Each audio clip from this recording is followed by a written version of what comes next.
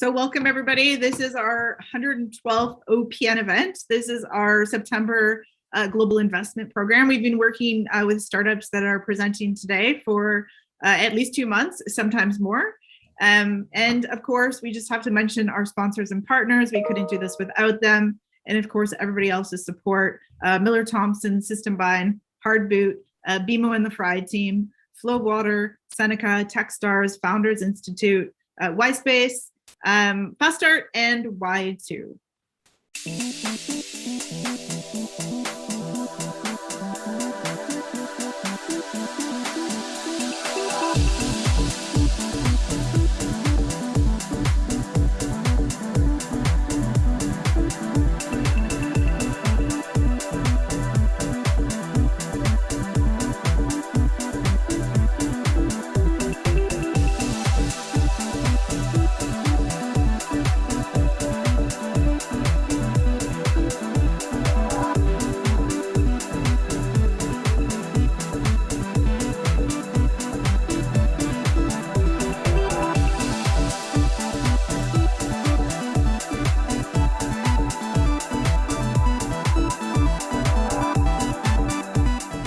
So just quickly, we can go over all our numbers. So we've been around since 2016. We went global with the pandemic. We've had 111 events to date. Jeffrey has interviewed more than 100 investors for the Asking Angel podcast. If you haven't done it, you really should. If you haven't seen them, check it out on supportersfund.com. We have over 100,000 monthly social impressions every month. We talk to over 300 companies every month. And our fund in the last 3 years has invested $2 million, and we now have over 45 angels in our fund, and we've currently made 35 investments. If you're interested in investing or reinvesting, you should reach out to Jeffrey. He would be happy to have that conversation with you. We have more upcoming events coming up. We have Pitch It E2E. It's a great event to give back to entrepreneurs. It's a 2-minute pitch. We have people from all over the world, and they're looking for more than money, just some help along the way. And of course, we have our November program coming up again on the 17th, 18th, and 24th. So here's a quick update from our companies that pitched at our last event. Optionality, they already have 600K committed. They are in due diligence with more investors. They've formalized 4 out of 5 of their board managers, and they've made 2 new hires. Constellance Ventures, they're continuing their raise and the conversation. They haven't closed yet. Wavy's doing really well and finalizing terms with the lead investor, a 2.5 Canadian round led by New York. MyCareBase, they've closed their first US angel investor out of San Fran. And if you guys are interested in having any conversations with these guys, I'm happy to make those introductions. Spot-It has done really well. They're progressing towards a proof of concept with Canadian Tire, and they're continuing conversations to raise as well. And Toonly, they only have 250K left on the 1 million round, and they continue to grow. So thank you to all our advisors on our panel today. We couldn't do it without you.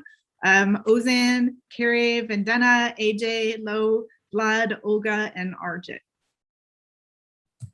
So what's the format for today? Each startup has 7 minutes.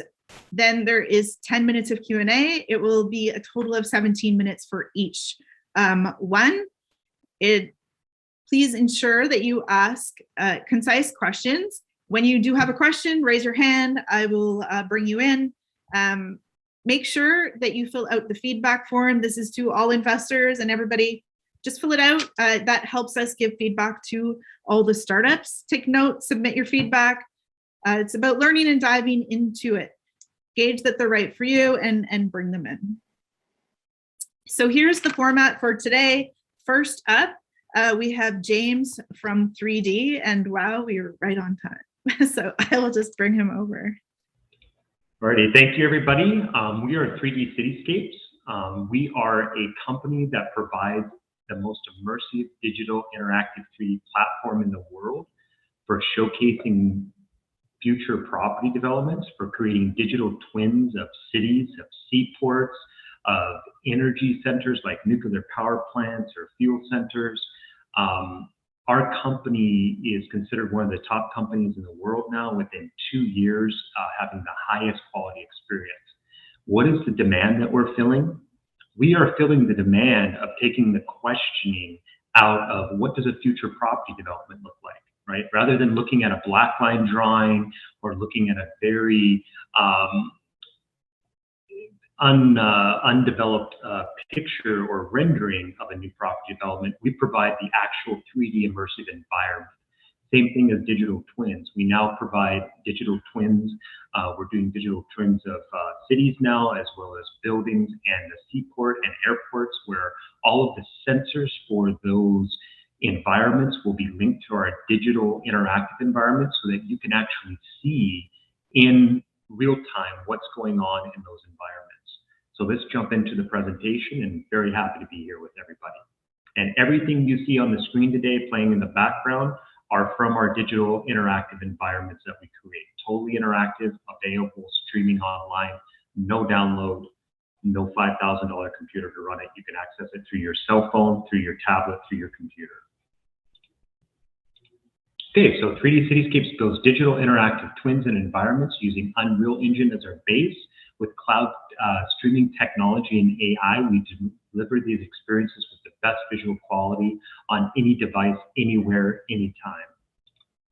Okay, accurate real-time data visualization, proactive security environments, smart seaports and airports, as we mentioned. We also do training and education applications, accessibility with streaming, and equipment machinery monitoring. As you can see here in the background, this is a digital twin of Toronto that we've created, and we've outlined all the transportation routes, as well as the walking circles and driving circles, and all of the surrounding points of interest. We also use our applications to boost tourism and economic development, showcase major projects, highlight key areas of investment, efficient urban planning and development, showcase angular planes and urban design, and live shadow impact studies. What you're seeing now on the screen is the only interactive 3D model of Washington, D.C. available in the world. We're the only company to do this because even Google Earth doesn't have Washington, D.C. due to security. So we created it using our AI as well as our modelers, and a lot of companies are starting to use this and license the Cityscape to showcase their properties, showcase the tourism available, and also for educational purposes. For the real estate digital experience, we help to optimize leasing and marketing, asset management. We help our clients get faster approval for projects.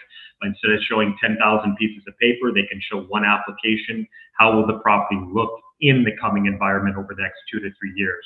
We attract investment internationally and nationally, fully immersive experience when viewing properties. We help people connect and communicate with buyers effectively online and showcase commitment to transparency, progress, and sustainable future. Everything we do is sustainable. We help to remove all the papers that are being printed, the posters that are being done, sales offices that are being built. A lot of our customers don't even build sales offices anymore because they can do a presentation completely online through our streaming environment. Here we want to showcase you what we started in 2019 is actually when OPN joined us in our first round of investment. We progressed to 2020, and now in 2021, our technology has grown leaps and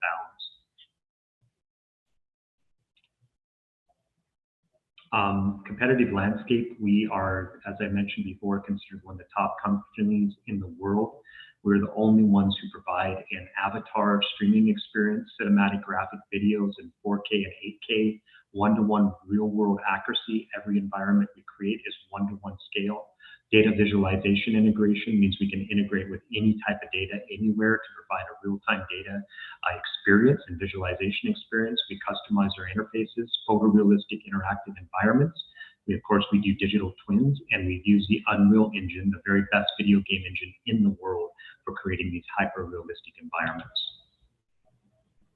Some of our customers, as of today, are Toll Brothers, a $10 billion company based in the U.S. Davis & Young, they're approaching $1 billion company. Cushman Wakefield, CBRE is a $30 billion company. Minto Group, Rogers, We just brought on Rogers to do the first digital twin in Toronto, and they have 30 more buildings to do after this prototype is done.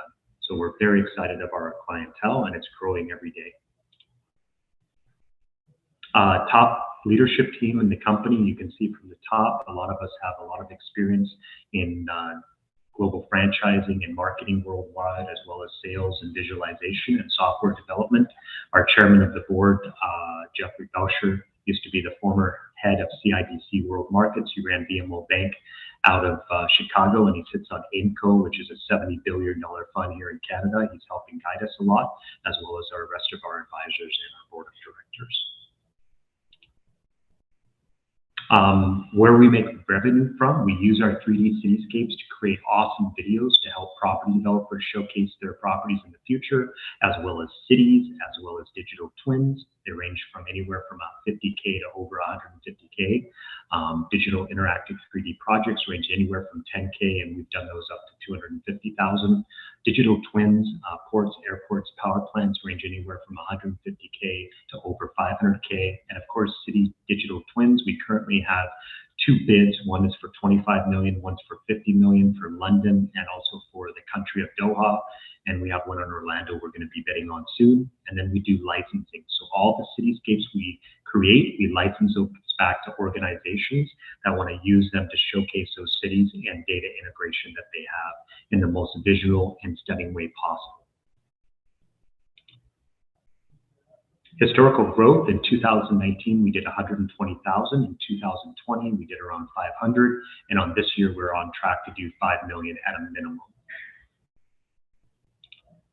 In the future for 2022, just for Toronto alone, our revenue focus is around almost 11 million for 2022, around 22.5 million for 2023, and around 30 million for 2024. This is pulling out of a pool of around 800 million to $1 billion worth of marketing budget available for the property development in the city. So we figure we can capture at least around 5% of that market share at a very conservative number. For the future growth, if we're looking at the cities we want to develop, which is made possible by the investment we're going to be receiving, we want to develop 27 different cities around the world. And that total revenue that will be generated over the next 3 years is around 45 million for 2022, around 200 million for 2023, and around 500 million for 2024. Just from the revenue generations of digital twins alone, we wanted to just show you guys Digital Singapore paid $73 million to create Digital Singapore. Our platform, we believe, is a much better visualization tool. It has a forward-facing component, so people from around the world can get into it and explore it. We have multiplayer, so we have gamifications. We just have a much better platform, and we believe these digital twins are going to be coming up. Contracts are going to be coming up around the world. We are perfectly positioned to take on these contracts. We're currently engaged, as I said, at 3 large RFPs right now. One's for the city of London, one is for the whole country of Doha, and the other, for Qatar and doing the Doha twin and eventually the country twin, and one is for the city of Orlando. We also have strategic partnerships with Entry, which is a digital brokerage that just raised $3.8 million at a $30 million of valuation. 3D Cityscapes provides all the technology for that digital brokerage to do business. Every single property that's sold through that platform, 3D Cityscapes receives a 3% of that property being sold. Likewise, we own 20% in Art Compute, which is projected to do revenues of $56 million in 2025. We're looking for a $10 million investment with a secondary offering of $10 million. Minimum offering is $1 million. We will offer board representation for the lead investor, tag-along rights, drag-along rights, preemptive rights as well, and a unanimous shareholders agreement. Closing is to be determined, but we're looking to do this before the end of the year. Use of proceeds, we're going to use to set up the 27 additional cities around the world, continued development of our AI, marketing, sales team development, expansion of cloud-based streaming platform, and continued development of our multiplayer functionality with gamification. Thank you guys very much, and very excited to be here today. I look forward to your questions. Thanks, James.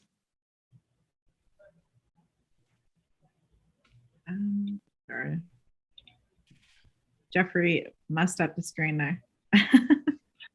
Whoever has a question, please start. Go ahead. I'm just going to jump right in there. Did I see $100 million valuation? Yes, sir. All right. What's your revenue? Revenue will be just $5 million minimum this year. We already have about $11 million in contracts. We're just closing up right now. All right. How secure is the $11 million contracts, and how far ahead are we looking at here? Yeah, I would say they're 80% secured. So if you're looking at an adjusted, sales kind of pipeline that we have put together, it's around $9 to $10 million in our pipeline. Okay. With that valuation, wouldn't you be better off going to CSC public or anything like that? What are you doing with angels? Yeah, we do have some angels that we're talking with. Currently, we're set up to meet with Epic. Epic Games is very interested in what we're doing because it helps them diversify their portfolio. They may offer the whole $20 million. We're going to be meeting with them next week. We have Thayer Street out of New York, who's partnering with Macquarie's, who runs a $5 billion fund. We're also meeting several other funds coming up next week. I think we have 5 funds. CBGF, Innovia, and NKB, and also Miller Thompson just set us up with Canaccord Genuity Wealth Management, right, which is about $1 billion fund. So we're meeting with those guys next week. All right. AJ? So I'm gonna go a little bit on a question which is slightly more technical. Do you have your product milestones set up for the next set of growth for your company? And if you have the product milestones set up, then what are the key differentiators today? And what do you believe to be the key differentiators in the future with the new product milestones? Yes, sir. It's a very good question. The key things for us is our milestones are to get these 27 additional cities set up as soon as possible, because somehow the major players in the world who are really focusing on digital twins and creating a multiverse, if you could say, like NVIDIA, Facebook, Google, are not looking in the property development industry. And we believe that our key to our success and survival is getting out there in these 27 cities as soon as possible, before a big player like Facebook stomps us out or acquires us at a lower valuation than what we want to be sold at. And so with those milestones in place, it's strategically getting those cities set up, having an office in each one of those cities, and bringing on the projects, the property development projects, as well as the digital twin projects in each one of those cities, and developing key partners in each one of those cities. This is very much a relationship game, and having the relationships developed in each one of those cities is really what we need. So we are looking for strategic investors that are well set up in the property industry to help us set up those relationships as well. Wonderful. Thank you, James. And when you do your selling, you're basically selling to property developers, and is like, till now, what have been your strategic partnerships? Who's been able to get you those introductions? Yeah, so our strategic partnerships have been marketing companies. They've been the property developers themselves that'll share with other property developers what we're doing, and relationships. I've been in this game for 7 years. I was the business development manager for Ontario and United States for another studio before I left that studio in 2019. So I had about 3.5 years of immersive experience. So I had a lot of connections that I brought with me too.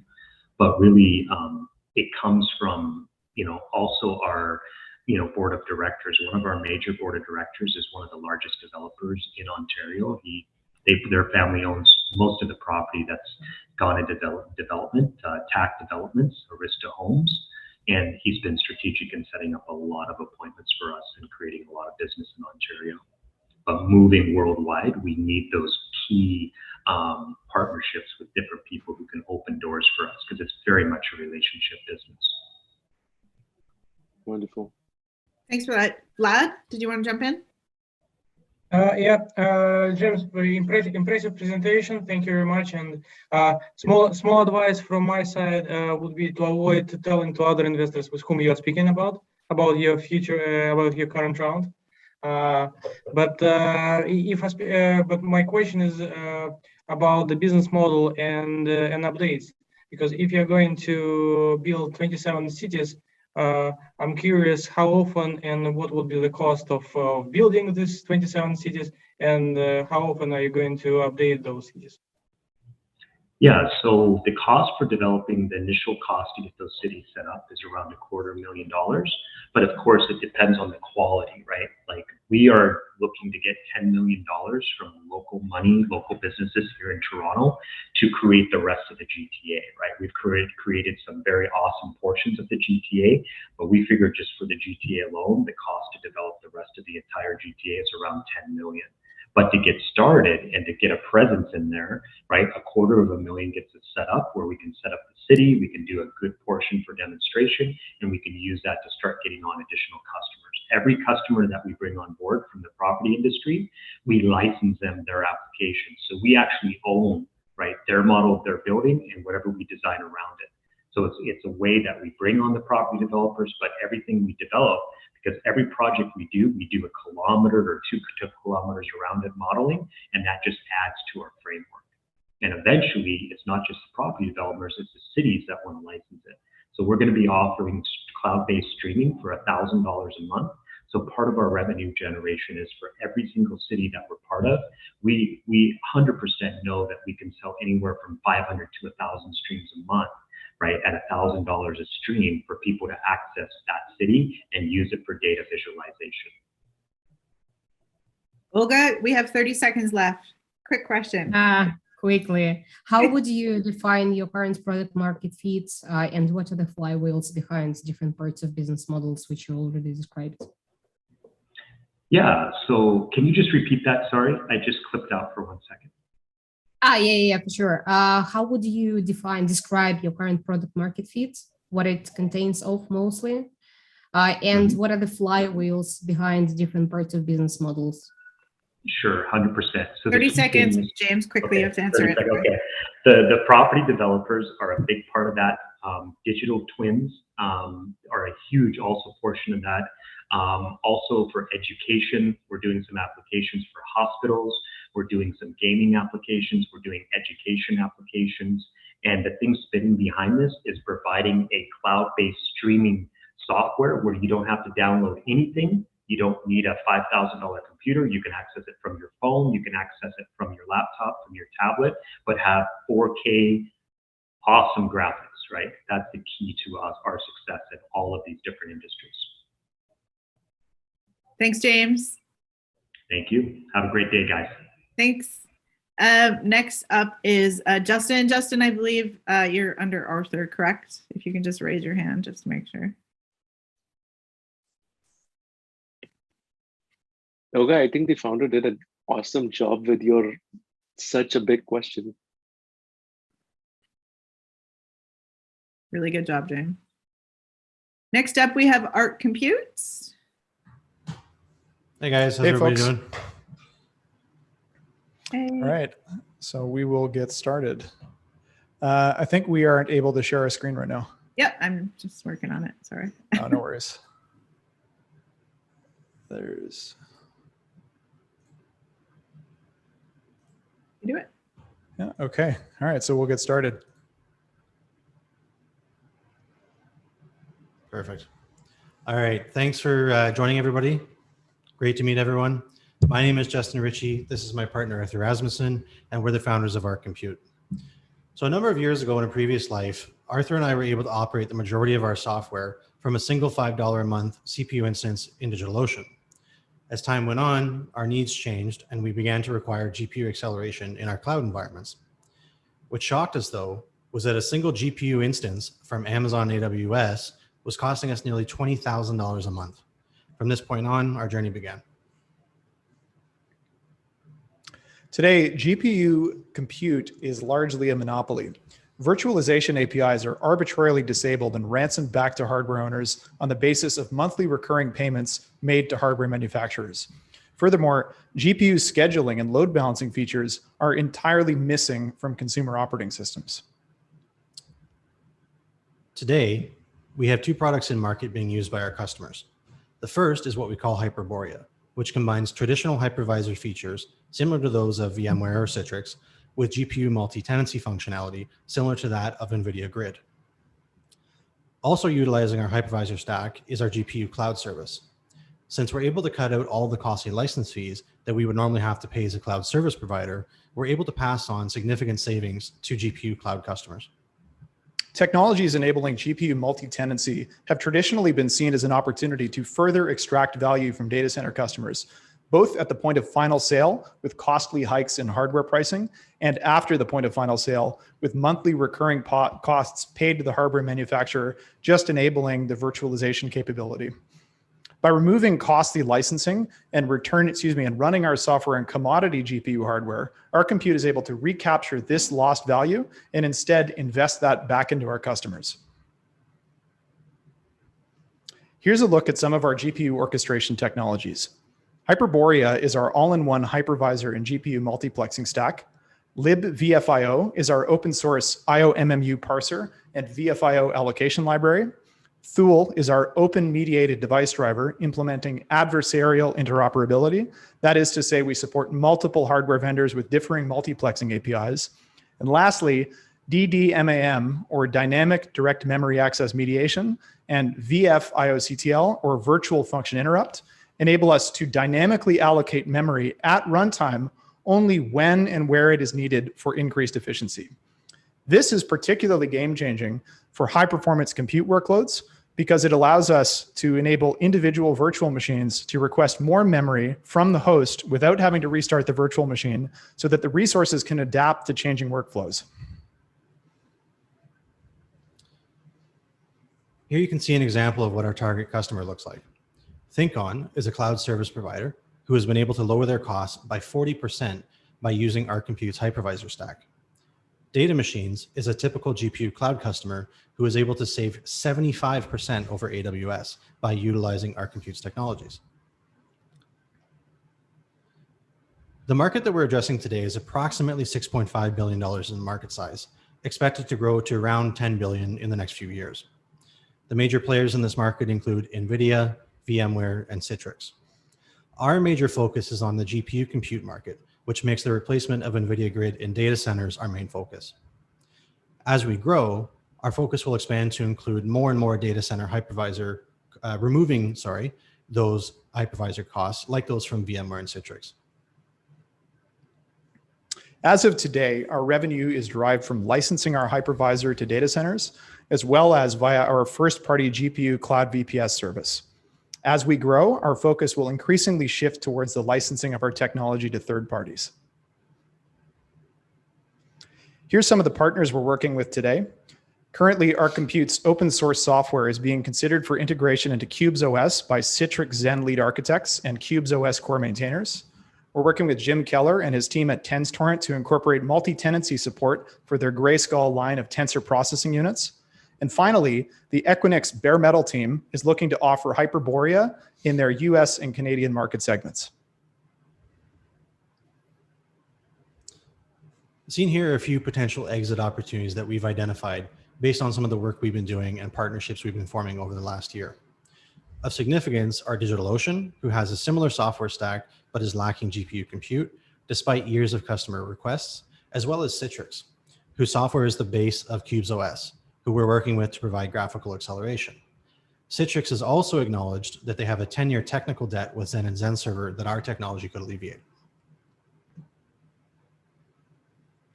Our compute was founded in 2020, and in May of 2021, we did our pre-seed round with OPN at a $5 million valuation.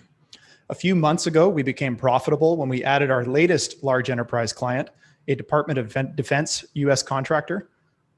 Currently, we're moving ahead with our seed round, and we're expecting a Series A this time next year. This is our team. Justin, my co-founder, is our CEO. I'm Arthur Rasmussen, COO here at Arc Compute. Michael Buchel, who you might be able to see behind us, is our Director of Engineering. Anton Allen is our Senior Sales Executive. Shervin is a software engineer with us working on our web stack. Sander is another software engineer working with us on libvfio. Eric, he's our marketing coordinator, also seen behind us. You can also see at the bottom of this slide, we're working with some market leaders here in Canada, from folks like Craig McClellan, CEO at ThinkOn, Jag Basrai, CEO at SystemBind, Jeffery Potvin, CEO at Supporters Fund, Ali Herji, Director of Durham College's AI Hub, and finally, Raza Jaffrey and James Borst, CEO and COO at 3D Cityscapes. For our seed round, we're raising $1 million at a $10 million valuation. Equity is being offered and 10% has already been committed prior to this event. Oops. Now, if you remember at the beginning of this presentation, we told you about the $20,000 a month that we were spending on a single AWS instance. We can now tell you that our compute enables dedicated monthly GPU instances from $499 a month. Thank you for listening to our presentation today. We look forward to getting to know you all and having you join us on our journey. Thank you. Thanks, guys. That was great. Arjit, did you want to start? Would love to. Kudos. I mean, you guys have done marvelous work, and really, really appreciate the work that you're doing. I have a very small question. What is your future goal, and where do you see that you want to upgrade your solution? Yeah, so I can say that's kind of the overarching goal of what we'd like to accomplish is eventually to commoditize GPU load balancing. So right now there's a kind of a fragmented landscape of all different sorts of solutions to this. So there's people who are like at NVIDIA, they're offering a subscription service for it. There are people who are doing things, at AMD who have support for a very limited number of things, like, 2 graphics cards, I think are supported that were, they got rid of, I think in 2017. And what we've done is we've made this all run on commodity hardware. Our goal is really to try to make it so that this sort of thing runs on any piece of commodity hardware and that it's not even something you really think about. So it would be incorporated in computers everywhere. Thank you. Olga? Yeah, I was wondering about a couple of bottlenecks. One is there are not that many data centers with GPUs in the first place, and currently we're experiencing a huge problem, I would say this, in global deliveries of chipsets and semiconductors. How would you see working and expanding in the future? I assume it's going to be capital intensive, or you would have to build your own data centers, or maybe wait for someone to build one. Yeah, so I can touch on that a little bit. So just to be clear, our focus going forward is the licensing of our technology, not building infrastructure. And in terms of the actual amount of data centers that have GPU compute, I mean, I know a number of people that we're working with right now. One in particular, Aptum, the gentleman I deal with there, the head of cloud, he's in charge of about 70,000 servers that are all GPU accelerated. And he hates paying for NVIDIA Grid. So that's a problem that we're solving. I know Amazon, a lot of people don't know this. AWS is actually their biggest moneymaker out of the entire business. And a very good portion of that is actually GPU acceleration.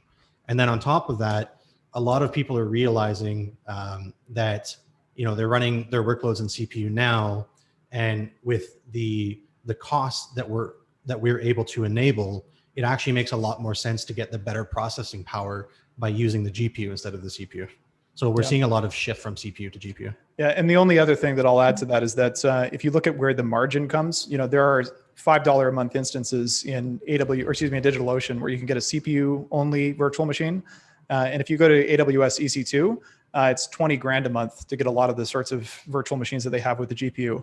So what we're really trying to do is to make it so that the area where there's that vast amount of margin, that we're able to recapture some of that and, as I was saying, reinvest that back into our customers. So it may be that there is more CPU in the world, but the money really comes from AWS in the GPU area. I agree with that. So what I'm saying is that there are not that many centers, and it takes time, an actual long time to build it. And if you're not investing yourself in data centers, then you probably should consider partnerships. But then again, you are right. There are just a few major companies who are investing in GPUs at this point. So the bottleneck is partially on that side as well. And if you're not dealing with it, you will be bottlenecks as well. Yeah, so no, it's a fair point. So we're actually working through a lot of channel partnerships. So Equinix being one, they're selling VMware own solely right now, and they don't really like it too much. So they've been pretty frank with us and want to start offering the service. Dell, funnily enough, is actually another one. Even though they own VMware, they're looking at it as kind of an add-on to what VMware can offer. Yeah. And They VMware, kind of I will think, have to with all the metaverses and streaming and video and games and a lot of things. But for now, it's kind of a problem. Anyway, Yeah. thank you. Where most of our focus is around high performance compute. So AI, machine learning, data, stuff like that. Yeah. Because we find that those customers, whether they're ours or one of our cloud provider partners, they're constantly running those workloads. So they need to have this dedicated compute, and they can see the most advantages with our solution that way. Yep. Thanks, Olga. AJ? Hi guys, firstly, thank you so much. Very fabulous pitch. And I love the fact that you guys are using professional quality microphones. It just makes such a huge difference. To my ears, it does, right? Laura, doesn't it, as compared to the previous pitch? Yes, Yeah. I agree. So, I don't know this market in depth, right? But the moment I look at something as an investor, I go like, oh, there are 3 people I can reach out to talk about this. So those 3 people are crisp in my mind. Now, what I would want to know from you guys is, what were some of your early tractions, right? Which were the customers that you got first on? And let's assume that thing's behind you now. What are your next set of customers that you're looking at onboarding? That's my second question. And my third question, apologize for giving you 3 at one point, is what are the major risk factors that you see in your market? So I'll answer on the customer side. So some of the earlier customers we were finding actually were both kind of in the AI machine learning space, and then also our work with 3D cityscapes. Again, kind of dedicated compute workloads where they're spending ungodly amounts of money with other public clouds like AWS and Azure and GCP. And they recognize the value of the technology that we bring. So it's not just the cost, it's the actual benefits of the technology that it can bring to what they're doing, or the services that they want to offer if they're a cloud provider. Clients going forward are going to be more focused around channel partners, again, like what I was just talking about with Equinix and with Dell. We actually have a call with the president of VMware in a few weeks, but and other clients like TensTorrent. So we established a relationship with TensTorrent a few months ago. Jim Keller, he's actually, he probably made the chip that's in all of your phones. He's designing TPUs with this, actually they're based in Toronto, and we're hoping to offer that to our base of high performance compute customers, because it's something that they would really benefit from. And we're enabling our multi-tenancy, like an NVIDIA grid type of model, on their TPUs. So that's what we're building the driver for with them. Yeah. So I think you might have asked at one point around challenges and some of the people that we're working with versus customers that we have now. So one of the things that I would mention right off the bat is, I think actually a problem in general with cloud computing, where if you look at people who are, let's say, for example, trying to stream 3D graphics to like gamers, gamers oftentimes will pay like, $30 a month or something. And if they want to get access to a GPU, this is the sort of same resource that a corporation will pay $20,000 a month to use. So what we're kind of thinking about in terms of the change in our thinking across time has been, we found that Department of Defense guys, people who are in machine learning spaces, will very happily pay, I think that customer we could say is $39,000 a month for one single box. And we at the same time would see if we wanted to lease sort of the same access to a small user, say somebody who wants to just play a video game, they're not going to pay anywhere near that. So what we found across time has been that as we have found customers that are in the machine learning space and people who are using GPUs, those are really the ones where, they have those large high performance workloads. Those are the kinds of things where you really make the money. And I see that at least with our first party offering, in terms of things that we're selling direct to to customers, that's going to be the focus. In terms of licensing the tech, it may well be that there are large data centers like ThinkOn, for example, that have large numbers of GPUs that they have to pay licensing for every single month. And now they're thinking to themselves, we can save that money and we can pocket the margin, or in our case, reinvest that back into better infrastructure to help our customers. Thanks, guys. Thanks for that. Thank you guys for your presentation. It was fantastic. Thanks a lot. Appreciate it. Nice to meet everybody.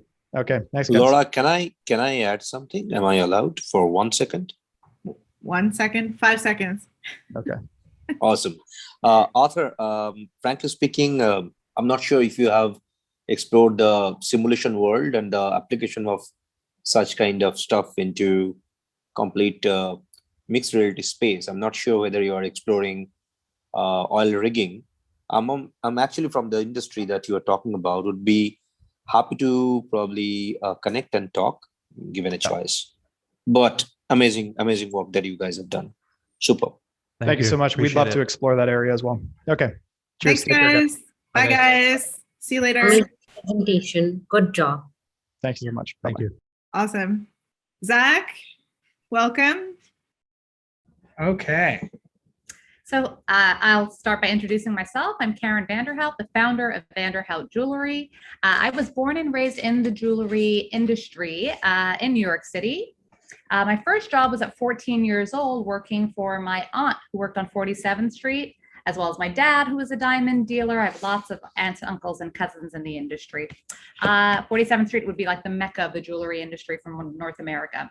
I have been designing, selling, making, analyzing, pricing, and training people on jewelry for some of the largest jewelry companies in the world for over 20 years. I've always believed and still do that jewelry is a uniquely personal and special item.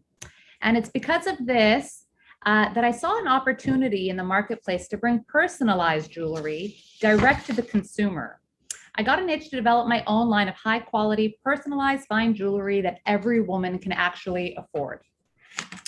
I thought it would be helpful to walk you through kind of the customer journey available today for a typical fine jewelry consumer. So meet Laura. Laura is a working mom in her 30s. She's so busy, she doesn't have time to take her jewelry on and off. She barely has time to go to the store for groceries, let alone jewelry. But just because she's busy doesn't mean Laura's ready to stop looking and feeling her best. She wants to feel confident, on trend, and look elevated. Laura's birthday is coming up in a week, and she wants to pick a gift for herself. She finds time in her hectic schedule to go to a busy department store, but has to deal with all the hassles that entails. Dragging her young kids downtown, finding and paying for parking, dealing with COVID protocols, and getting assistance from sales associates. Once she's inside, she sees a necklace she likes that has an initial on it. She asks if they have the letters D, V, and J to represent her 3 kids, but they only have the letter D in stock. They also only carry white gold and 18 inches. It's beautiful, but she already has an 18-inch necklace and doesn't like white gold. She's told the necklaces are made overseas and they will take at least 3 months to arrive. It doesn't matter though, she doesn't have the budget for 3 separate necklaces. Laura's aggravated and disheartened and leaves without buying anything. So she goes online to see if she can find an initial necklace in time for her birthday in a week. And the mission is still impossible. It turns out e-commerce retailers also take months to deliver personalized jewelry they don't have sitting in inventory. Luckily, Laura discovers Vanderhout Jewelry through an ad online. She goes on the website and loves the experience. She can basically design her own necklace. So here's an image of what you can see on when you go on our website. She gets to pick all 3 initials, the gold color, the chain length, and they advertise delivery within a week. And it's less expensive than any other option because they're direct to consumer. The process was fun, fast, and easy. Laura is so satisfied she will never shop for jewelry anywhere else. As you can see, Vanderhout has a unique model based on my years of knowledge, expertise, and a huge network of tradespeople, giving us a significant competitive edge on pricing and manufacturing. Because of this, our unique business model, based on holding minimal inventory and leveraging our specialized skill set, we are experiencing tremendous growth while building a loyal customer base. Vanderhout has worked hard to create a supply chain that can turn around these made-to-order styles within an advertised 7 business days, but typically closer to 2 business days. It's this combination of great design, personalization, speed, and price that is at the heart of our amazing sales growth. And over to Zach, my business partner, who will tell you more about our growth. Hey guys, I'm Zach Simbro. Nice to meet you. I joined Karen in June of 2019 after spending over 15 years in corporate marketing across various disciplines with Fortune 500 companies here in Canada and leading global brands across the North American market. When I joined up with Karen in June of 2019, the business was on pace, and all the numbers I'm about to give you are in Canadian dollars, so use exchange rates accordingly, was on pace to do about $190,000. What I saw at that time was a great product, great quality, authentic brand story that was ready to be fermented, but really not a ton of energy had been spent on building the brand, just a great quality product and outreach. Through some smart investing and through some strategic marketing decisions, we've been able to steadily grow the business off of Karen's skill set and expertise in the industry, as well as connections. So we ended up finishing the year 2019 at 350,000, did 2020 through the pandemic, we were able to do 1.1 million. And in 2021, we're on forecast for 2.5 million. We've grown our average order value to $380, technically $384. Our cost of customer acquisition is down to $80 on a rolling 90-day basis. And the average gross margin is 50% on the vast majority of our SKUs. So how have we gotten to our valuation and where are we currently at? Our valuation is 7.5 million Canadian, or 3 times our current forecast for 2021. To date on this round, we've raised $250,000. Though there is no current lead investor, we are actively seeking that. Karen and I both have equity positions, both significant, and Karen is a majority shareholder on her own and will maintain that after this round. We have over $300,000 cash on hand, and we have a very stable burn rate or investment rate and an 18-month run rate at that. So we're not looking for money just to help us to keep operating. Rather, we're looking for revenue that will allow us to continue to invest in the growth of the business. So where are we going to put these dollars? Happy to get into more details, I'm sure, in the question and answer period.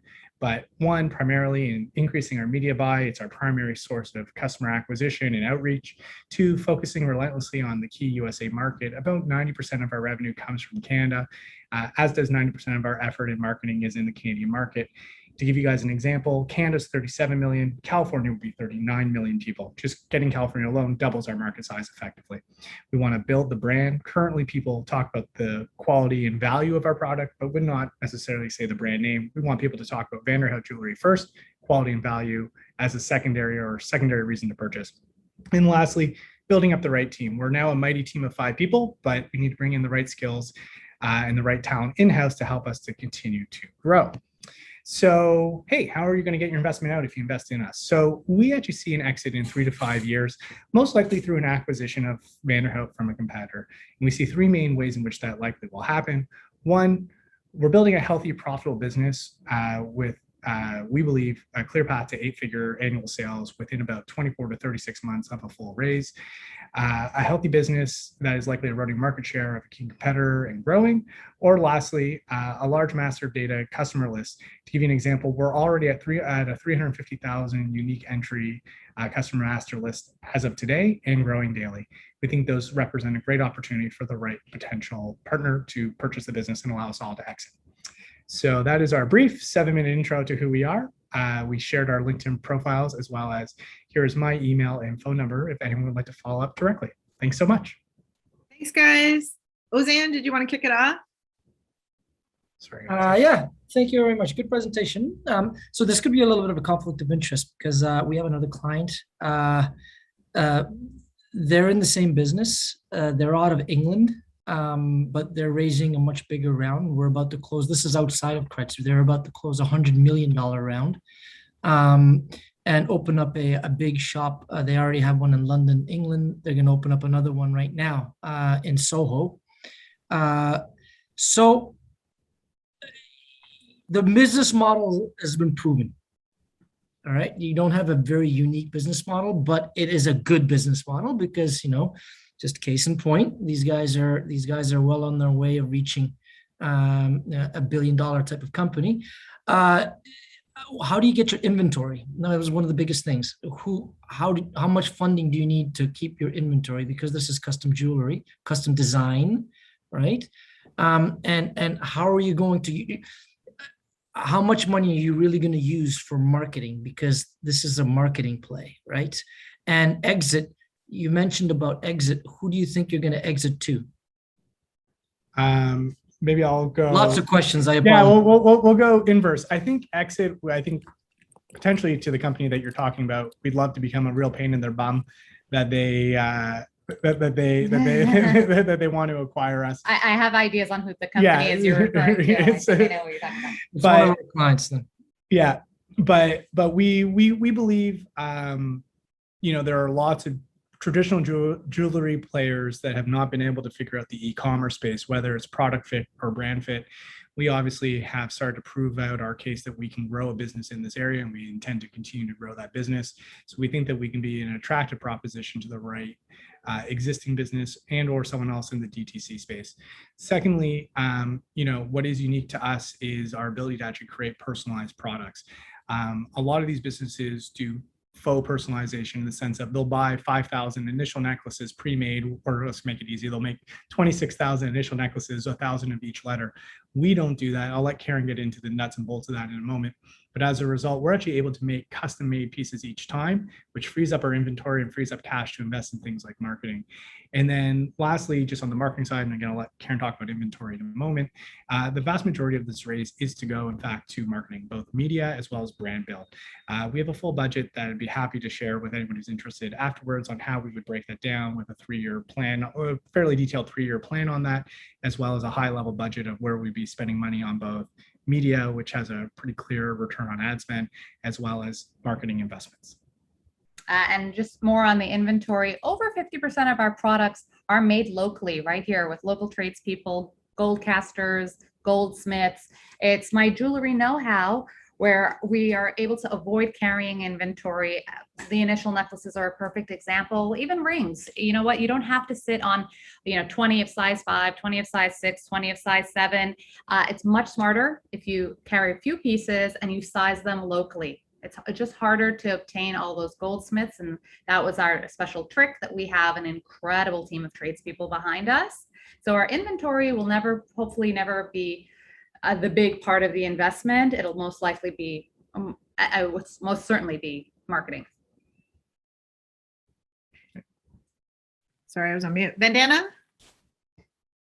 Yeah, hi guys. Great Hi. presentation. And I like the way you're working.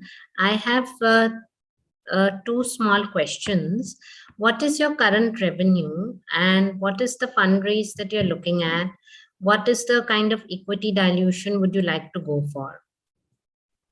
Yeah, absolutely. So our current revenue, sorry, I'm just writing down that second part, dilution. Our current revenue for the year has us on pace for a forecast of $2.5 million Canadian this year. We've been pretty steady on forecasts throughout the year, a couple ups, a couple downs, but we've been able to maintain that steady line. 95% of that revenue is generated through our website. We have a very small custom business that we do for some loyal customers that come to us and stuff like that. But we generate that through the website. So that's our current revenue. That's gross revenue. Our equity dilution is we're willing to give up to 20% of the business for the full amount of the raise. So that'd be 1.25 million. But the way in which we set it up is it will be share issues from Treasury, but it would be a common share and everyone will be equally diluted unless there's a lead investor that wants to set new terms, in which case, depending on the amount, we'd be willing to negotiate. I see. And which markets are you targeting for your product? It's a specific market or global? Could you please specify? Yeah, we can ship, and we do ship globally. We've shipped all over the world into every continent, but we focus our marketing efforts on Canada and the US for 2 main reasons. Obviously, being Canadian-based and Canadian-based business makes sense to be in Canada. It's where we started. And then US, obviously, location, geography plays a key role, but we actually have a couple really key benefits to the US customer, which is why we want to really focus in on the US. One, our operating costs are in Canadian dollars, which is about 25% less. And as Karen likes to point out, to solder a necklace in New York costs $5, and to solder a necklace in Toronto costs $5.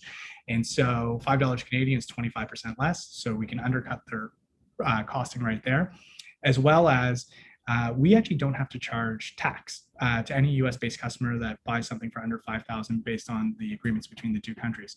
So we're actually able to offer more competitive pricing without tax to all US-based customers. So we're really focused in on trying to grow our business in the US. We think we have a compelling brand story, compelling product, compelling price point. And so we want to see if we can hit a home run there. Thanks for that. Thank you so much. Sure thing. Guys, thank you very much for impressive presentation. I have two questions. First, why do you need an equity? Why you do not move after the debt road? Maybe Capchase, Pipe, or Wayflyer could help you. It's first point. Second point, as far as I understand from the market, most of the D2C brands are dying and they're moving into omnichannel. So are you moving somehow in this road, or it's too early for you and it's down the road? Yeah, so on the first point regarding equity and debt, and Karen, I feel like I'm talking over, so just elbow me if you'd like to. But on the equity debt side of things, one, we're still a relatively new business, and securing lines of credit and stuff like that are challenging. To give you an example, we're jumping through lots of hoops with traditional banking partners to get a $150,000 line of credit. Meanwhile, we're trying to secure $1.25 million in equity fundraising. So the dollars aren't quite matching up. And then the ones that tend to invest or open up debt more to e-commerce businesses have very expensive forms of financing. So short answer is, we want to bring in equity partners, ideally ones that can bring more than just capital to the table, but we're open to both. We're open to different partnerships, and we are not looking to take on more personal debt at this time. We're looking to expand the business and get more revenue in that can allow us to turbocharge the growth. And then in terms of omnichannel, I mean, never say never, but we're very focused on our route to market. We believe that we have a compelling product, a compelling brand message that we're going to build out and really connect with our customers. And ultimately, we think that our product speaks for itself once our customers get it. We have a 30% return customer rate already, while gaining more net new customers every single month.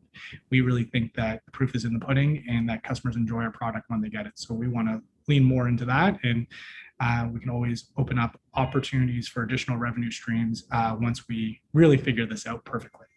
Fingers crossed. Awesome. Yeah. Arjit, do you have something quick? We have 30 seconds. Yeah, only one question. $1.5 million, where exactly you feel that you want to distribute this? Number one. Number two, what's the ROI for an investor? This is not a complete unique business. I've seen such kind of businesses, like pretty common. Sorry, I missed that last question. Maybe you can address only the first one. That will be more than enough. That's okay. We have only 30 seconds, so. Yeah. So I mean, approximately speaking, so we want to put a decent chunk of it into media, which has a positive return on spend. To give you an idea, we're approximately for every dollar we put into media, we get $3 back. So we want to spend the majority of it on media acquisition. Secondly, we're going to put a decent chunk, about $600,000. But obviously, there's a self-fulfilling prophecy on the first about $400,000 on media into brand building activities, of which we've already carved out a budget from our existing budget. The rest of it will go to increasing our staffing needs and a small amount to inventory, about $35,000. High level, but I can provide detailed breakdown to anyone that would like to see it. Awesome. Thank you guys so much for presenting. Thank you for having us. Thanks. You. Bye. Bye. Bye, guys.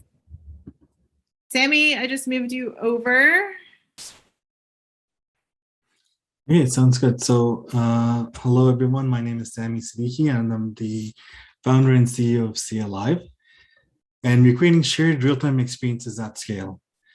In 2019, there were some alarming statistics that we came across. Movie theaters hit an all-time low as far as attendance. We hit a 26-year low. What's more is that there were 12,000 major US retail store closures. And there were over 2 million apps that were trying to connect with users. But studios, brands, and developers weren't able to reach users as easily as they were able to with previous generations, because users' consumption habits have shifted. They've moved more towards digital, and users rely more on influencers for their purchasing decisions. So to address this problem, we're trying to connect studios, brands, and developers to global audiences with influencers as a catalyst by building a three-sided interactive virtual marketplace. And this is for real-time experiences at scale. This is what the platform looks like on mobile devices, and that's what the platform looks like on a larger screen. What you see here up at the top is what we call the main window. That's where you can throw any digital content. At the bottom, we have the stage area. That's where you can have hosts, stars, and people from the audience can also join in and interact face-to-face with the hosts. On the right, there is a panel where you can not only chat, but there's other integrations such as shopping built onto the platform. And this can be used both in small settings as well as large settings. This is what our moderator portal looks like. In a sense, this is like having a TV station and a radio station in your pocket, because you can switch between different types of content. You can also have people call in and screen callers before you push them live onto stage. And there's something called SIA cards, which are interactive applications that you can use with others. And this is how a platform compares with other platforms out there. So with Zoom, you can have 2 or more people interacting face-to-face, and there's also screen sharing available. There's a few other apps in this category. And then there's a second category of apps and platforms such as YouTube Live and Twitch, where you have a screen that's being shared with a large audience. And it's a one-way broadcast with limited feedback in the form of text. What we're building is a platform on which you can interact face-to-face and also interact with SIA cards or content and apps. And that whole interaction is broadcast to a large audience. It's not a one-way broadcast, it's a two-way broadcast in the sense that people in the audience can also interact face-to-face and with the applications. In order to build this, we had to build not only the application layer, but we had to build something significant.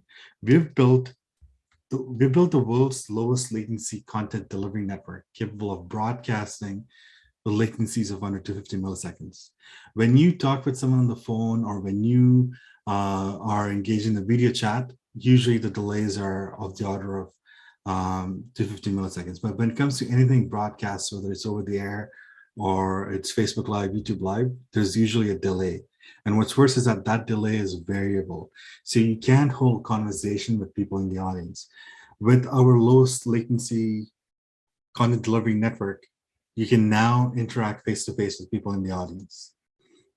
We've also built a really unique synchronization technology and a cool production technology that makes digital interaction seamless. And although there are many markets that we can go after, initially we'll be focusing on movie parties as well as e-learning. Each of these markets is huge by itself, and we'll be diving into other markets after we conquer the first two.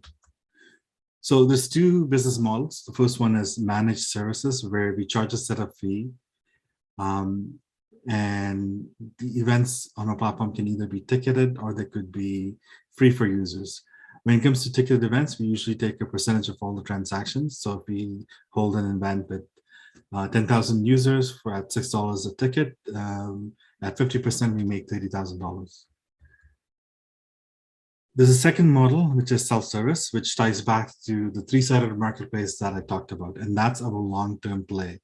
This is what we believe is going to change the way we shop, work, and play. So users can come on the platform, pick a movie, watch it with their friends, and you can also do this at larger scales with influencers, and we take a percentage of all the transactions that happen on the platform. Right now, we're monetizing through the first model, which is a managed service, but we're really looking forward to launching self-service later this year. So as you can see, the cyan refers to managed services and the green refers to revenue from self-service. This year, we expect to hit 1.2 million in revenues. Once we launch self-service at the end of the year, we expect to hit 10.5 million next year. And then as we expand to additional territories and when network effects kick in, we expect to hit 80 million by 2024. In the last month, we have made 179,000 in revenue. We are building a 3-sided marketplace that has the potential to create a monopoly, and monopolies, as we know, can lead to billion-dollar companies. We have 3 issued patents and many more pending. We power 147 centers in North America when it comes to e-learning. And we have hosted well over 20,000 events on the platform with many Hollywood celebrities as well as influencers. These are some of our customers: Paramount Pictures, 20th Century Fox, iHeartMedia, and TIFF, many other entertainment venues. We also have a few enterprise customers such as ABB, Bosch Jagger, Formula E, Rogers, and then we have a couple of e-learning customers as well: Oxford Learning, Great Power Learning. And for this round, we're raising 15 million. Our valuation is 89 pre-money, and the minimum investment is $500,000. These funds will be used towards automation of processes that we have in place, as well as for enhancing our technology infrastructure. We will also be using the funds to scale up our business development teams and our customer acquisition efforts. This is our team. Our vision is to make online interaction seamless. We have engineers with a lot of experience in the broadcast space, as well as designing highly scalable platforms. As for myself, I have a PhD in computer science, specializing in computer vision and AI. We have Michael Beckley from Dragon's Den. We raised the largest amount raised by a company on a show called Dragon's Den, which is akin to Shark Tank in the US. And we have a well-rounded management team as well. That concludes this presentation. Thank you for your attention. Thanks, Sammy. Let's start with you since I keep cutting you off. Thank you so much. Beautiful presentation. Really loved your passion. What is your customer acquisition cost? That's number one. Number two, it's well explained what exactly you want to do with the funding. Now, talking about the same, is there a future goal, like you want to be acquired by some giant, or you want to create your own legacy? Yeah, so to answer the first question, our cost of acquisition, we have a few verticals here, and it's a non-linear model, but it's an average of $18 as far as the cost of acquisition. And our exit strategy is to go public. Along the way, if we get a reasonably crazy offer, we'll accept it. But our long-term goal is to go public. Okay, sounds cool. But $18 per consumer, would love to explore more, because when you're showing the financial data, 4 million is actually going for your total customer acquisition cost at this moment, right? Yeah. As my understanding goes. That's right. Don't you feel it's going to be a little bit of a higher cap compared to others? So as I said, this is a non-linear model, right? So we have one type of customer. So it's a B2B2C model. So depending on how you look at it. So if we look at the managed services, which are the green ones. So if we spend $18, our average return on investment is $2,500. So these are companies that hold like a film festival or an award show, and then you have users that come from there, and then it has network effects where people who have come on to join a show create their own shows. For example, we've hosted a number of movie parties with Paramount Pictures, and that has led to a number of customers from those movie parties. iHeartMedia, for example, it was someone from the audience who joined and created and brought in their company on board. Perfect. Thank you so much. Ozan? Hi, Sammy. How are you? Excellent. How are you? See you again. I remember this company, and I'm just trying to figure out, still to this day, I'm having a difficult time trying to figure out how you can really scale it. How, like, your business model seems to revolve around one-off clients. Like, you get to one time, you have all these logos, right? Universal Studios, one time. Do you need to pivot from one time and license the whole thing out to really kind of, are you always going to be a one-time company, a consulting firm? Or how can Universal Studios adopt you? How can Netflix say, you know what, I love this platform. I'm not going to buy it. I'm just going to license it, right? Wouldn't that be a better business model than going off on a one-time basis here? Or am I missing something? I think you're missing the point of our three-sided marketplace. Right, but as a consumer, so as like, if I'm like, you know what, all right, cool, Tiff is gonna have to, how much is the consumer going to pay and participate? Much of this stuff is pretty much free for the consumer, but then it becomes a two-sided marketplace. One is the, I think it's, are you expecting everything? So if you look at this chart, there's green and cyan, right? So with this three-sided marketplace, and that's our long-term goal, people come on the platform and they do transactions, pretty much like Uber is a platform where other people drive cars, and Airbnb is a platform where people rent their properties. It's a similar concept where influencers come on the platform, pick a movie, invite their fans, and watch movies together. So it's pretty much hands-off for us, and I think it's a highly, highly scalable platform. What if I tried to make money off of somebody? Like I'm like, hey, you know what? I'm just gonna put on Star Wars. I'm gonna invite my friends and make money off of it. Yes, you can. We actually say, hey, wait up a second. We own Star Wars. What are you doing? Yeah.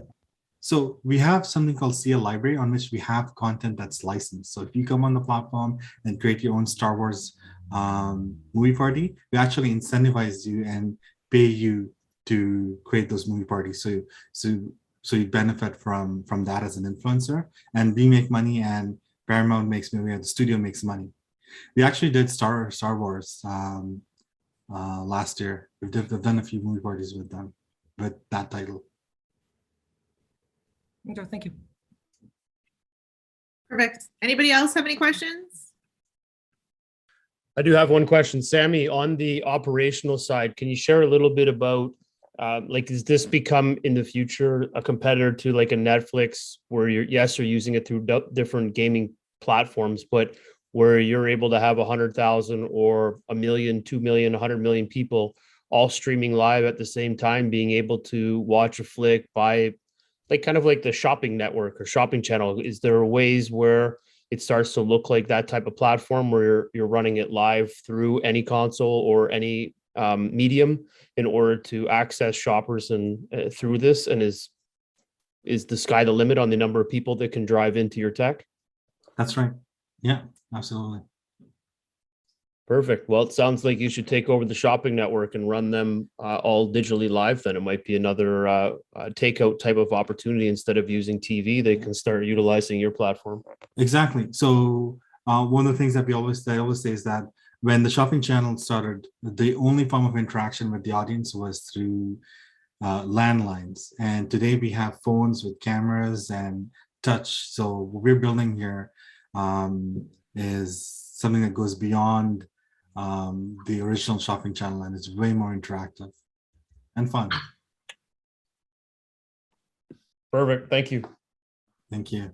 Thanks, Sammy. That was fantastic. Bye. Thanks for joining us today. Good afternoon. My name is Helen Georgiaklis, founder of Sybil, which stands for Strategically Customizing Your Inner Brain Levels. Sybil trains users how to peel down to the core of where they regulate their emotions to relearn how to control them. The 6 steps are reflect, review, reframe, resolve, renew, and reset. This process is proven to dramatically improve focus, performance, and productivity. We completed our research at McGill in December 2017. We work in 3 sectors: corporate, education, and healthcare. What is Sybil? Sybil has revolutionized how companies, schools, and healthcare support positive mental health. Sybil doesn't make it obvious. We made it effective. Sales agents are signing contracts every 30 days. In schools, bullying has been reduced by 75%, and frontline workers have increased their coping capabilities by 80%. The problem, well, 20% of the world population is now considered to be affected by a mental health condition, which means approximately 1.5 billion people, in large part due to COVID. Access is more limited than ever. Cost has increased from the demand. Users cannot afford the help. More and more users are seeking to solve their own problems. However, there aren't enough solid solutions. COVID has shifted the reality for many users. The high demand for people needing mental health support has catapulted Sybil onto center stage. The solution is that now you can reset your own brain without having to wait for any third party.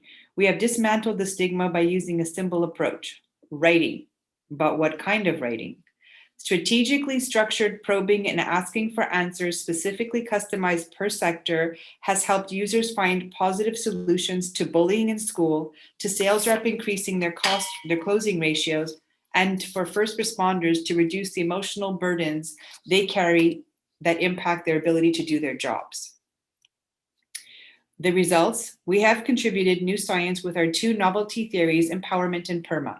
The core of Sybil's function is the third theory of emotional regulation. Our results will be published in medical journals. We have proven that behavior can be managed within minutes on our own. The learning management system global market is expected to grow from 13.4 billion in 2020 to 25.7 billion in 2025. Our SOM is projected at 5% of the market share. Our courses are completely digital and using our algorithm. Users follow the same 6-step formula adapted per sector. They can complete the training in 2 hours. There are 7 modules. By the 4th module, they have already begun to reset their brain, and they can see this with the MRI visualization. Once they have completed this training, users have learned how to reset their thinking processes when an episode triggers a negative action reaction, so they know how to tap into their coping skills while having the visual of how their brain is resetting to perform a positive output. You get the best answers to handle your crisis effectively. You reset your brain within minutes and eventually in seconds. We are disrupting the mental health market with our new science that proves we can manage our own behavior at our fingertips, simply by tapping into our built-in coping skills. Sybil teaches users how to train their brain using their set of coping tools to tap when confronting a crisis. We have identified the top 6 evidence-based mental health apps that are closest to Sybil. They all use CBT, which is cognitive behavior therapy, as their quote-unquote scientific evidence. None of them have built based on lived experiences, nor do they have publications from their own research supporting their app. All the apps rely on other evidence to support their reliability. We proved ourselves with our own research and data collection that we continue to collect. MoodFit is our closest competitor simply because they use the journaling aspect, however, they have no strategic structure. According to Forbes, only 14% of apps have been developed with lived experiences and have scientific validation. We fall within the 14%. Sybil not only built its own science, we did it in our own clinical studies. We developed a new science option for the mental health industry. According to TechCrunch, the self-improvement market overall is sitting at around $10 billion in annual revenue, according to recent forecasts, and self-improvement apps are predicted to account for an increasingly larger portion of that market's advertising and subscription revenue. We are on track with our milestones. We have completed our learning management systems, the corporate sales one. This is the template which uses the algorithm encoding process built in. Our goal is to have 500,000 paying users within the next 12 months. We are completing the education and health learning machines. We are currently at 85% as we are simply transferring the content onto the digital platforms. Our unique selling points are, we have automated our process ×3. We have customized our product to fit any sector. We have built our own science, and we are building AI using our own algorithm. We have earned $800,000 from contracts and private clients since our research ended in December 2017. We raised $500,000 for research. We have been reinvesting our revenue to build the digital platforms and have kept 100% of our equity.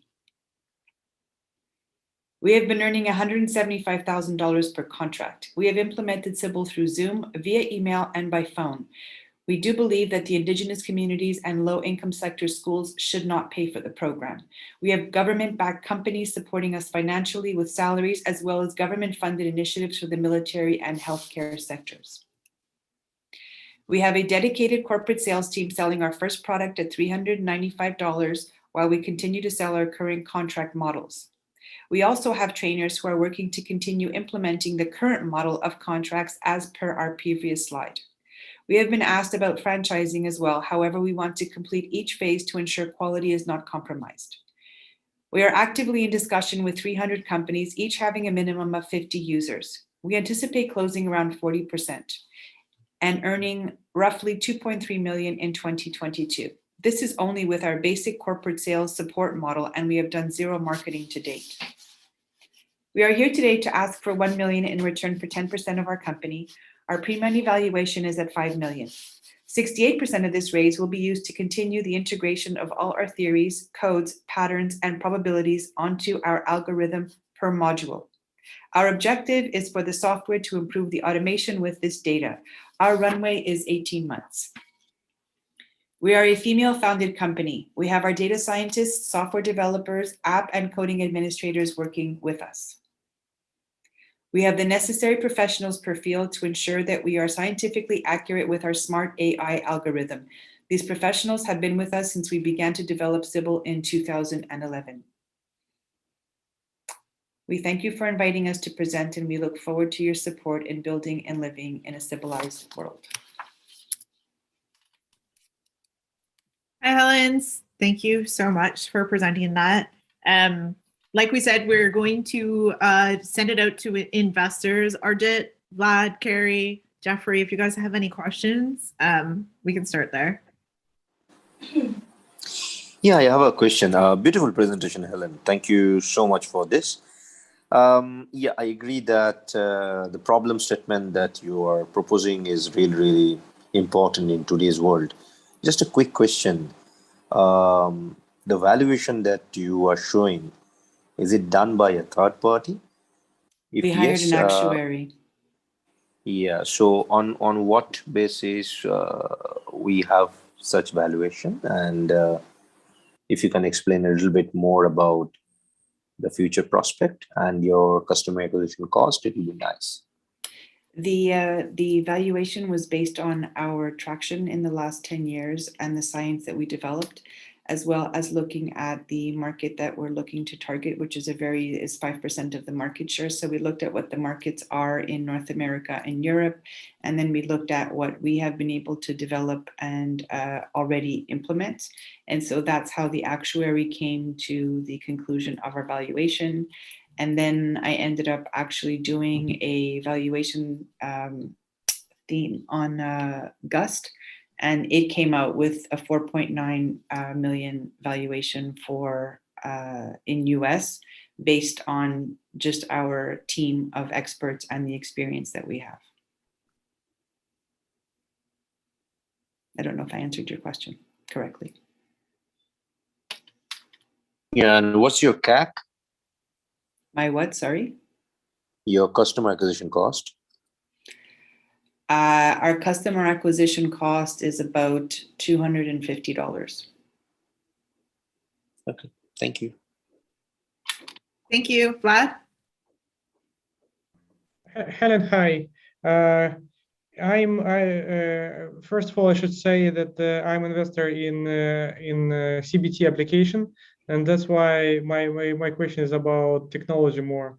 So how do you see the difference between CBT and your technology, and why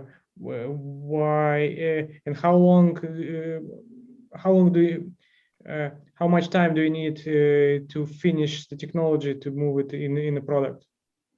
So we currently already have the foundation of the algorithm. So the difference between CBT and what Sybil is that Sybil actually trains the person how to train their own brain.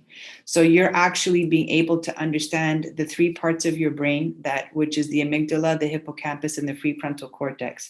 And you learn how you have actually been wired. And the way we've been wired, our way is exactly how we end up interacting and having actions and reactions that sometimes happen to be negative outputs. So what we have been able to produce in the technology is that the user is actually building their own brain onto the application so that they learn how their coping skills are to be engaged, how they're actually able to interact in positive ways when there are triggers that happen from past emotional traumas that have happened or experiences. So the difference between us and pretty much most of the other applications that we've done our research on is that we're training people how to use their own brain capacities and not looking for a third party to learn how to use that. You're simply using and learning how to adapt your own brain to specific challenges that you're faced with every day. So does it mean that that it looks like similar to what Lumosity was doing a couple of years ago, or it's different techniques? No, because we have the 6 steps. We actually have the 6-step formula that you follow. So the questions and the probing that we do is specifically strategized in the sense that you are asked very specific questions in order to be able to build your own brain function, so that when a crisis does erupt, you're able to get the answers from past solutions that come forward today as an adult to be able to function and focus properly. Okay, thanks. Fantastic. Carrie? Hey, Carrie. Hi, Helen. Hi, Helen. Good to see you again. Hi, Laura. So do you have any examples of how this has been that you'd like to share on the efficacy of the system? Yes, so I have, we're currently working with a student. She's 19 years old. She's got her background is Korean, and she was feeling very oppressed. And so I had been approached to do Sybil, to Sybilize her. And so we went through our first session, and the first session is all about reflection, which sounds very simple, but in reality, the probing questions that we ask has very specific targets as to what you are reflecting on. And so when we ended up doing this, she finished the first session, which was an hour long. And this is done by Zoom. It wasn't even done in person. So the second session was a week later. She came back and she just finished telling us that she had a psychologist for 12 sessions, that she could never get down to the core and figure out exactly what was causing her anxiety, her stress, her depression. So what we were able to do in one session, they couldn't figure out in 12 sessions with an actual therapist. So this is where Sybil gets down to the real core of how we function, how our emotions are regulated or not, and how to regulate them properly, much quicker, much more efficiently. So we get down to the bottom of it, we've solved the problem quicker, and the person is able to function properly in a much faster and more efficient way. That's great. Have you thought about partnering with like with psychiatrists, or are you looking at more the corporate route and the schools and education, things like that? So we currently have professors that are actually using Sybil to be able to teach students how to manage mental health crisis. So we do have psychologists, therapists, and professors in schools using it for nurses and doctors, and helping them using Sybil to learn how to cope with their job, as well as the corporate, which is the one that we have been working with in the past 3 years, because my background is 30 years of business. And the education and the government is what we are supporting through the initiative from the government that has been supporting us. Awesome. Great. Thanks for the presentation. Ellen, I have a quick question for you. Around the 10 years of operating, working, collecting data, how strong is the algorithm in learning and being able to deploy feedback? I know you gave a use case on how you were able to accomplish something quicker. How much of that was done through the system, and how much more would you need? Is there a way that you're tying into universities and pulling in more subsets of data so that your system works quicker, faster, better? Or is that something that still has to be built, or there have been partnerships created? Can you talk a little bit more about how you see the next year unrolling with you building stronger models and being able to adapt quicker to the environment? So what we've done in the last 10 years is we've taken the entire manual process and we've transferred the knowledge onto this digital platform, so that the learning management system takes the user through the exact same thing we've been able to do. And so by doing so, this is where we get the results, because what happens is when you have the answers, the data codes it and feeds the algorithm. Currently, right now, we have and I can send you the latest, the first report we got from the data scientist, is that there's about 3 theories that are weak, that don't necessarily show up. And the reason they don't show up is because one of them is constructivism, and constructivism means that you're self-guided. So you're never going to see that theory that comes up. What is very powerful and is showing that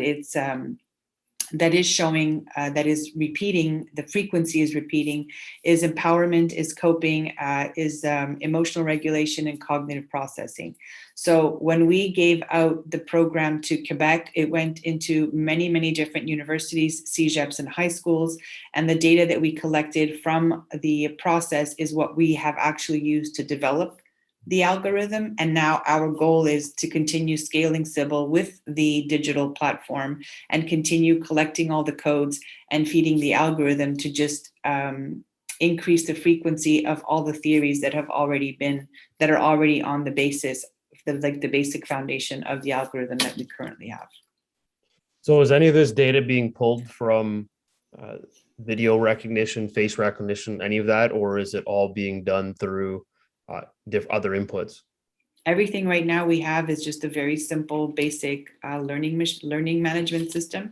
And then we're looking to obviously use other ways to be able to do the data collection as well. But it's literally kept it simple to the writing process, the Q&A questions, and just doing it that way. And then people learn how to apply they learn how to apply what they've learned into other contexts, and then they continue with the training that allows them to increase their functionality, their efficiency.